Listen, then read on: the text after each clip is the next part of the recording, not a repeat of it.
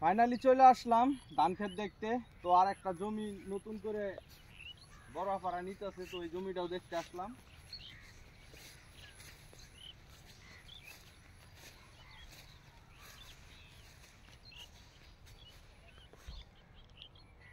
এইটাই তো, এই জমিটা নিয়ে হইতেছে। জমিটা দেখাও।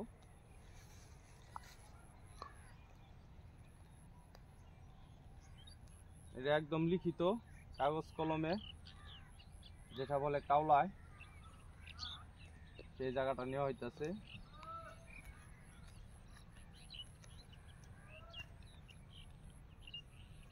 প্রায় 25% জায়গা।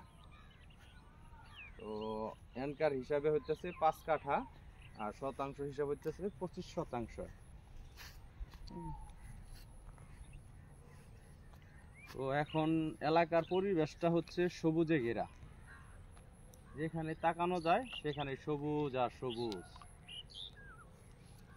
এলাকার পরিবেশটা খুবই ভালো, গাছপালায় সব দিক দিয়ে শুধু সবুজ আর সবুজ। তো তোমাদের সাথে শেয়ার না করলে হয় না, তাই তোমাদের সাথে শেয়ার করি, সব বিষয় যেহেতু শেয়ার করি এই জন্যই দেখাইতেছি তোমাদের। দেখাও, ঘুরে ঘুরে দেখাও।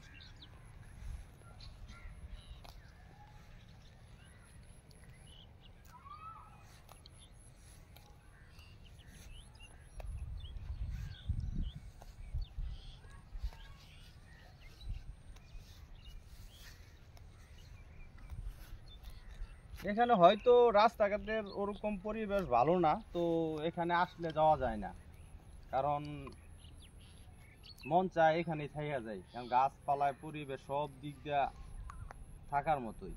তো হয়তো রাস্তাঘাটের পরিবেশটা ওরকম হাই লেভেল না। তো সবুজে ঘেরা, খুব ভালো লাগে, সবুজ প্রকৃতি এলাকা এটা, পাহাড় সাইড, অনেক ভালো।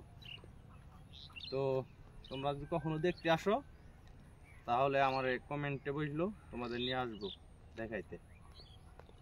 বিশেষ করে আমার গাইছের ঘরে গাইছেরা মন চাই যদি, তাহলে আমার বইলো কমেন্টে আইসা, তাহলে তোমাদের নিয়ে আসবো ঘুরাইতে, তোমরা ঘুরবা।